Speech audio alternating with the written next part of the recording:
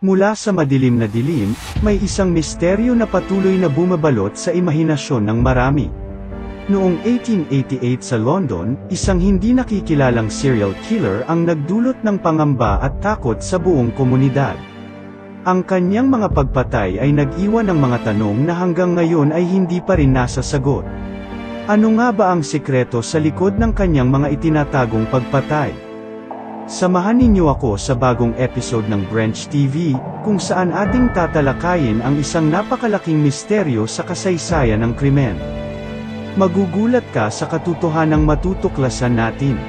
Huwag palampasin ang paglutas sa misteryo ng isang serial killer na nagtanim ng takot sa kanyang komunidad. Handa ka na bang harapin ang katotohanang magdudulot ng gulat at takot? Ang misteryo ni Jack the Ripper. Mga teorya at mga babaeng biktima. Kumusta mga kaibigan? Maligayang pagdating sa Branch TV, ang channel na maglilinaw sa mga misteryo ng mundo. Ako nga pala si Branch, at ako ang iyong gabay sa pagsusuri at pag-aaral ng mga nakakapagdulot ng katanungan sa mundo, ang mga enigma. Dahan-dahan akong tutungo sa iba't ibang lugar at papaunlarin ang inyong kaalaman tungkol sa mga kahangahangang lugar at mga pangyayari. Sa bawat usapin tungkol sa kasaysayan, mga palaisipan, at mga misteryo, kasama ninyo akong hinaharap ang mga hamon ng paghahanap ng katotohanan. Kaya't sama-sama tayong maglalakbay mga kaibigan. Ito ang Branch TV, kung saan ang kawili-wili at kakaibang mga kwento ay inyong matutuklasan. Tara, salubungin at alamin ang mga enigma ng mundo kasama ako dito sa Branch TV. Sundan natin ang yugto ng mga misteryo at paglalakbay. Kamusta mga kaibigan? Narito tayo sa ating bagong episode ng Branch TV. Sa ating episode ngayon, tatalakayin natin ang isang napakalaking misteryo sa kasaysayan ng krimen. Si Jack the Ripper. Sino nga ba siya? Ano ang mga teorya sa likod ng kanyang mga pagpatay? At sino-sino ang mga babaeng naging biktima ng kanyang karumal-dumal na krimen? Halina't samahan ninyo akong alamin ang lahat ng ito as we dig deeper into the mystery of Jack the Ripper. Ang lugar na East End sa London, ay isang lugar noon kung saan makikita ang mga iba't ibang lahi. Tinawag itong migration zone ng mga Hudyo, Russians pati na rin ang mga Asians, na gustong subukan ang kanilang kapalaran dito sa lugar. Maliban sa kilala bilang migration zone, kilala rin ang East End bilang isang working class, na lugar, kung saan maraming manggagawang lalaki at kababaihan ang nagtratrabaho sa mga pabrika at industriya, at lugar kung saan marami ang krimen at malaki ang naging epekto ng iba't ibang kultura sa lugar sa kahirapan sa panahong yun. Kaya't madami din ang prostitution sa lugar, dahil sa kawalan ng ibang oportunidad para sa mga kababaihan, marami sa kanila ang napilitang magtrabaho sa ganitong uri ng propesyon upang mabuhay. Ang mga kondisyon ng kahirapan at kawalan ng proteksyon para sa mga karapatan ng kababaihan ay nagdulot ng panganib para sa kanilang kaligtasan at kalusugan. Ang issue ng prostitution ay nagpakita ng kalagayan ng social inequality at kahirapan sa East End noong panahong yun. Ipinagbabawal naman ng mga awtoridad ang prostitution noon. Pero depende sa sitwasyon, kung wala naman nagrereklamo ay hinahayaan na lang ito. Ayon sa mga reports, libo-libong apartment units ang nagiging puntahan ng mga gawaing ito. At dahil sa ganitong sitwasyon, ang pagkamatay ng isang babaeng prostitute ay hindi masyadong inire-report sa mga pulis. Hanggang maaari hindi na nakakalabas sa mga komunidad ang mga ganoong klaseng balita. Dahil kung sakali ay malaki ang mawawala sa kanila, dahil magiging apektado sa kanilang kabubayan at sa kanilang lugar. Ang mga babaeng nagtratrabaho sa gabi ang mga karamihan na nabibiktima ng mga pananakit, at iba ay ikinamamatay pa ito. Noong panahon iyon meron pinakamalaking naging kaso ng prostitute at siya ay si Emma Smith. Ayon sa ulat, binugbog, pinagsamantalahan ng 4 na kalalakihan at naging dahilan ng kanyang kamatayan. Ni hindi man lang siya nabigyan ng hustisya. Sa sobrang kahirapan ng panahong iyon madaming trahedya ang hindi nabibigyan ng hustisya.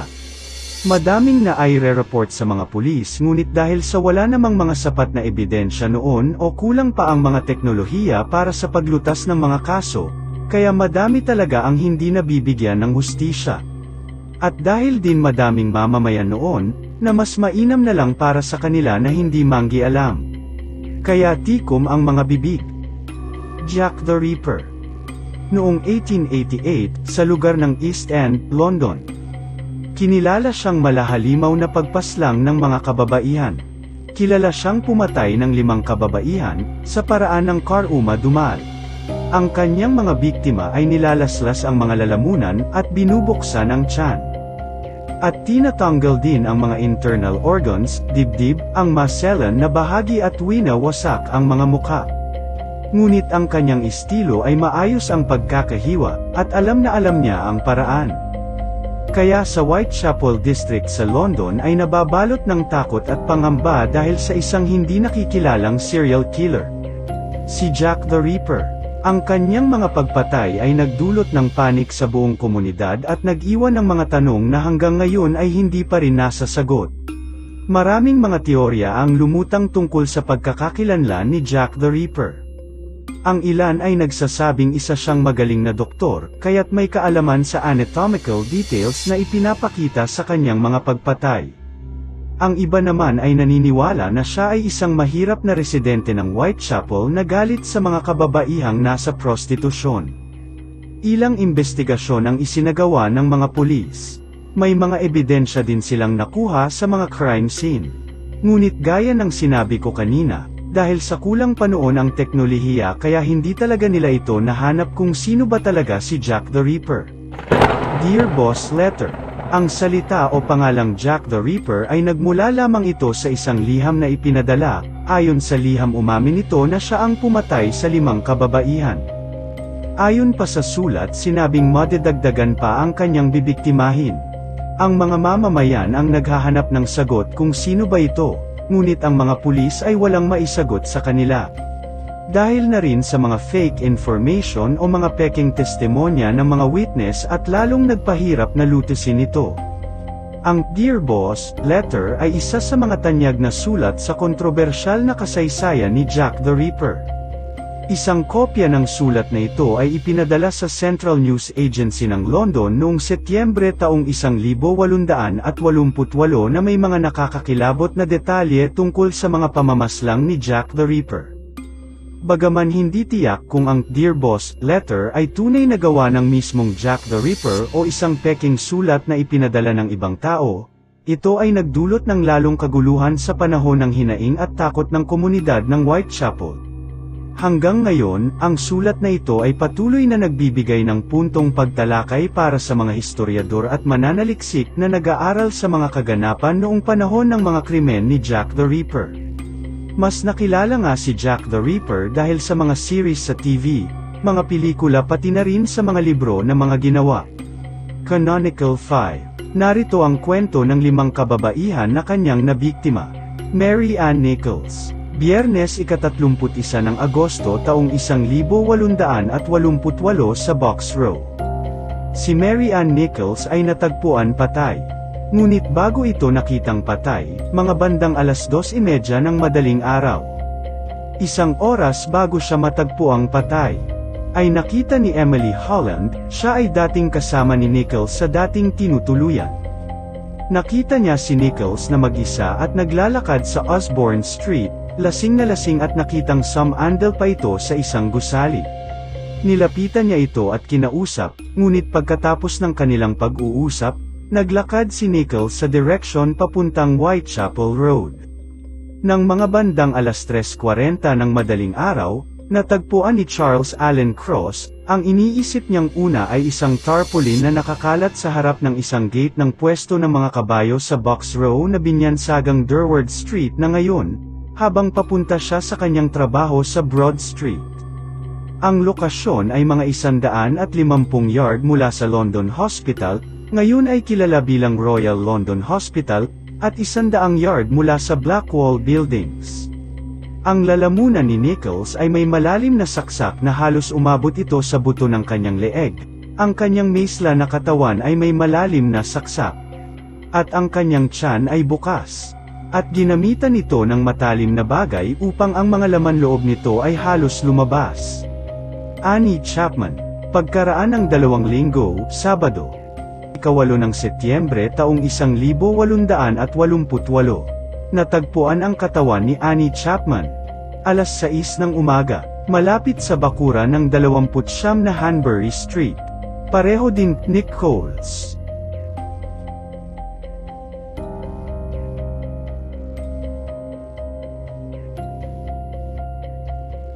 Sumunod si Elizabeth Stride, noong 30 ng Setyembre taong 1888, at Catherine Eddowes, oras lang ang pagitan ng pagpatay sa kanilang dalawa. At ang pinakakarumal-dumal na biktima ni Jack the Ripper ay si Mary Jane Kelly. Si Mary Jane Kelly ay itinuturing na huling biktima ng kilalang hindi nakikilalang serial killer na kilala bilang si Jack the Ripper. Siya ay pinaslang ng brutal sa kanyang maliit na apartment noong 9 ng Nobyembre, 1888, sa distrito ng Whitechapel sa London. Ang kahindik-hindik na kalupitan ng kanyang pagpaslang ay nagtangi dito mula sa mga naunang krimen na iniatang kay Jack the Ripper. Ang kataksilan at kalupitan ng kanyang pagkamatay ay sumiklab ng mahigpit na interes at pagmamahal mula sa publiko, na nagdulot ng patuloy na misteryo at kasaysayan sa likod ng mga pagpatay ni Jack the Ripper.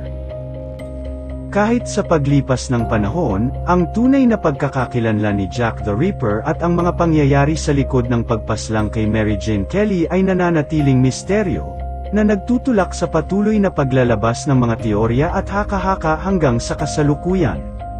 Ang kanilang mga buhay ay nauwi sa trahedya sa kamay ni Jack the Ripper. Gayunpaman, hindi pa rin tiyak ang tunay na pagkakakilanlan ng Jack the Ripper at hanggang ngayon ay isang malaking misteryo. Ang mga sospek na ito ay nagdulot ng iba't ibang teorya at spekulasyon, ngunit walang malinaw na ebidensya na nag-uugnay sa kanila sa mga krimen ng kilalang serial killer. Mula sa kasaysayan, maraming mga teorya ang lumutang tungkol sa posibleng motibo at pagkakakilanlan ni Jack the Ripper.